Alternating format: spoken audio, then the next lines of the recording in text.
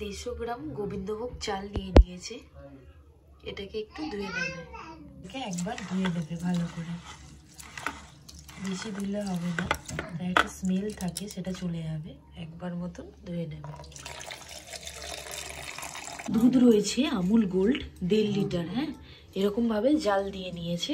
Amul gold আছে, আপনারা অন্য দুধও ব্যবহার করতে পারেন। আমরা আমুল গোল্ড নিয়ে নিয়েছি 1.5 লিটার। নিচে কাজু, কিশমিশ, এলাচ আর তেজপাতা। হ্যাঁ, আপনারা অন্য ড্রাই ফ্রুটসও দিতে পারেন। চাল ধুয়ে নেবার পরে একটু ঘি মাখিয়ে নিচ্ছে চালে। দেখুন সুন্দরভাবে একটু ঘি মাখিয়ে নিচ্ছে।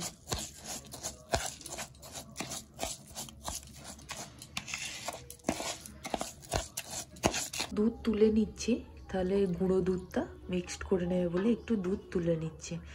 এখানে 10 টাকার 2 প্যাকেট দুধ এখানে ইউজ করবে, গুঁড়ো দুধ, সেটা তুলে নিল। দুধ ফুটতে শুরু করেছে, গরম হয়ে গেছে, দেখুন ভাপ বেরোচ্ছে, তখনই চালটা দিয়ে দেবে। চালটা দিয়ে ভালো করে নেড়ে নিতে হবে। করে দিয়েছি কিন্তু স্লো ফ্লেমে এটা এবার হবে। অল্পটা খোলা রেখে এটা করতে হবে। আর বসে থেকে কিন্তু পায়েস রান্না করতে হয়, নয়তো কখন উতলে আসবে তার নেই কিন্তু ঠিক। বসে থেকে আপনারা বানিয়ে নেবেন। ঢেকে দিলাম।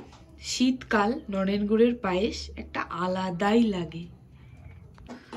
দেখুন মিষ্টি ফিষ্টি কিন্তু কিছু দিইনি, চালটা সুন্দরভাবে সেদ্ধ হয়ে গেছে। চলুন তেজপাতা, ছোট এলাচ ফাটিয়ে নিয়েছি, হ্যাঁ, কাজু কিশমিশ সব দিয়ে দেবো। দিয়ে ভালো করে নেড়ে নিতে হবে।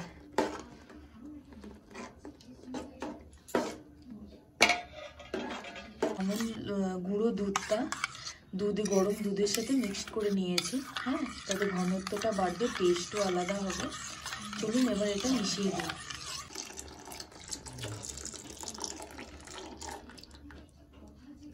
দিয়ে 2 মিনিট ফুটিয়ে নিতে হবে।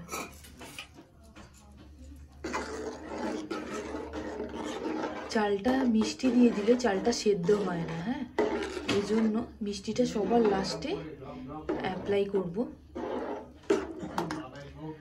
আর এখানে আমরা কিছু চিনি দেব না, হ্যাঁ, খালি গুড় অ্যাড করব।